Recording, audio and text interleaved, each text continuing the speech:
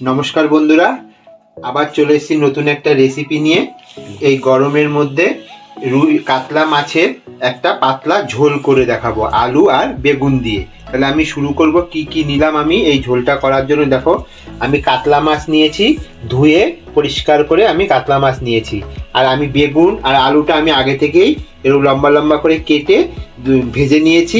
বেগুনটাও আমি আগে থেকে ভেজে নিয়েছি। আর কি নিয়েছি? কাঁচা লঙ্কা। আর নিয়েছি আমি এখানে ধনের গুঁড়ো, জিরের গুঁড়ো, শুকনো লঙ্কা গুঁড়ো, হলুদ গুঁড়ো। এই মশলাটাকে আমি আগে থেকেই একটু জল দিয়ে ভিজিয়ে রেখেছি। তাহলে আমি কি করবো, এবার আমি মাছটাকে নুন হলুদ মাখিয়ে মাছটা আমি ভেজে নেব।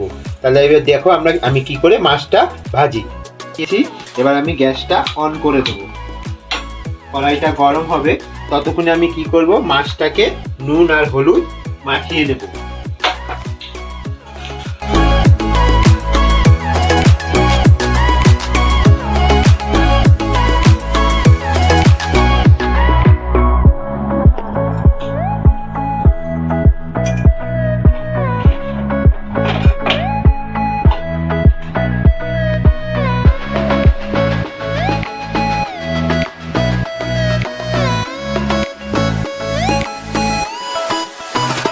আমি ভালো করে নুন হলুদ মাখিয়ে নিচ্ছি।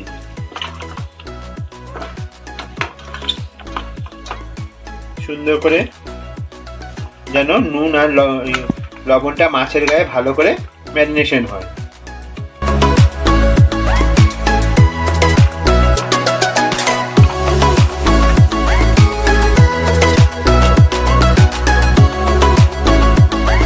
এইদিকে আমার কড়াইও গরম হয়ে গেছে।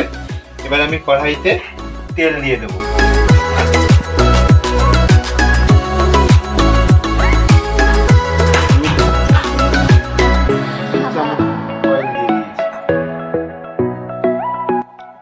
তেল গরম হয়ে গেছে।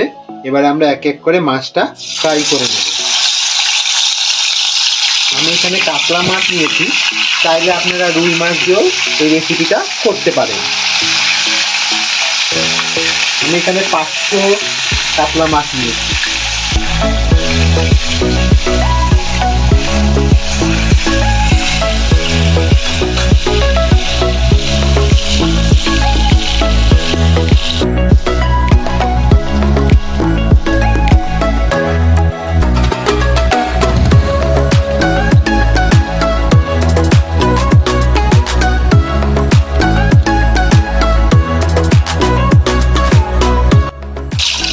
এবার মাছটা আমরা উল্টে দেবো। এক পিঠ ভাজা হয়ে গেছে, এই পিঠটা আমরা উল্টে দেবো। মাছটা একটু লাল লাল করে ভেজে নেব।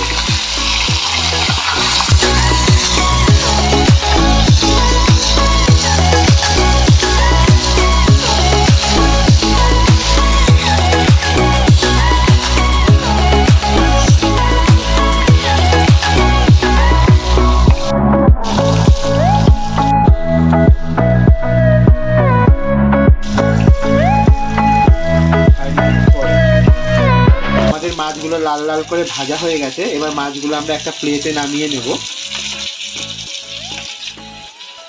এক এক করে আমরা মাছগুলো এরকম লাল লাল করে সুন্দর করে ভেজে নিয়েছি।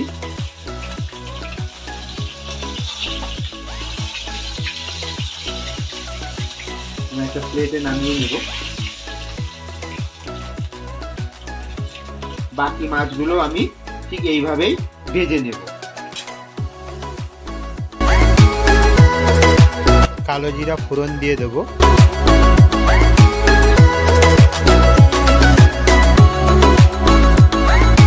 কালো জিরাটা একটু গরম হলে কাঁচা লঙ্কা দিয়ে দেবো। গোটা কাঁচা লঙ্কাটা আমি চিড়ে নিয়েছি। এবার একটু ওটা ভেজে নেব।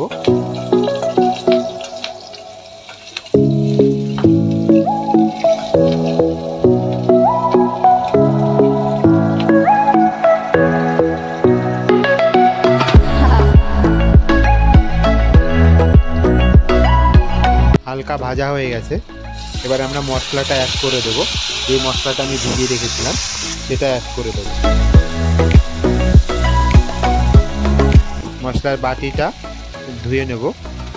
সামান্য পরিমাণ জল অ্যাড করে দেব। মশলাটা ভেজে নেব। গ্যাসের ফ্লেমটা আমরা কম করে দেবো এই টাইমে।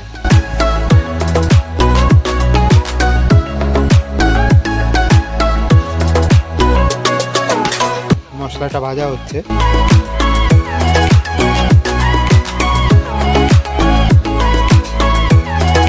সামান্য লবণ অ্যাড করে দেবো।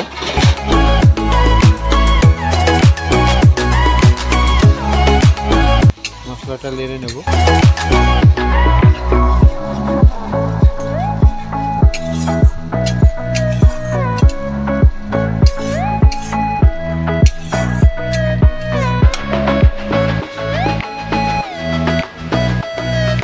মশলাটা আমরা ভালো করে ভেজে নেব।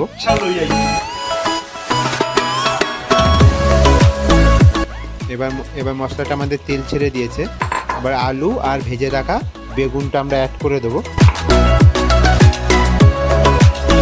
এবার দুটোকে আমরা ভালো করে মশলার সঙ্গে মিক্স করে নেব।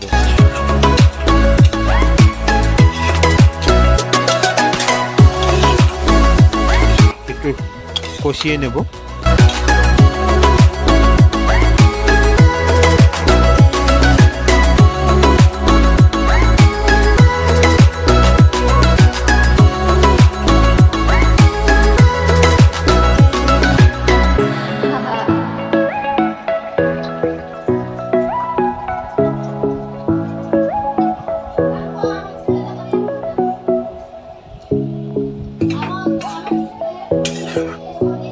কষানো একটু নেড়ে নেব। জল অ্যাড করে দেব। কষে গেছে আমাদের।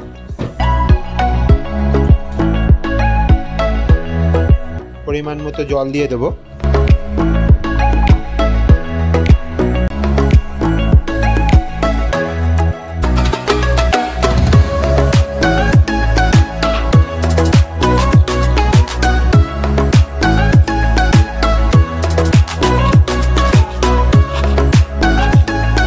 ধনে পাতা কুচি করে নেব।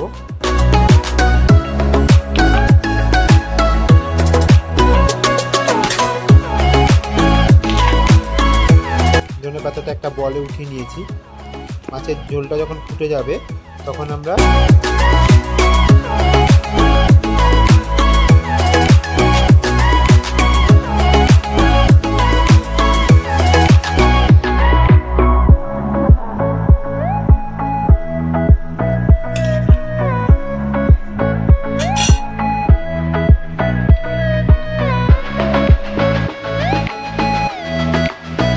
ঝোলটা ফুটে গেছে। এবার আমরা এক এক করে মাছগুলো অ্যাড করে দেবো ঝোলের মধ্যে।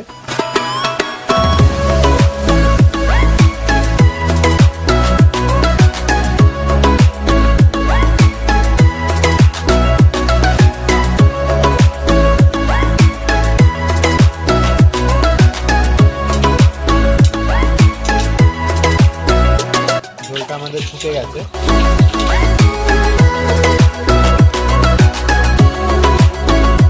এবার আমরা ধনে পাতাটা অ্যাড করে দিচ্ছি টেস্টের জন্য।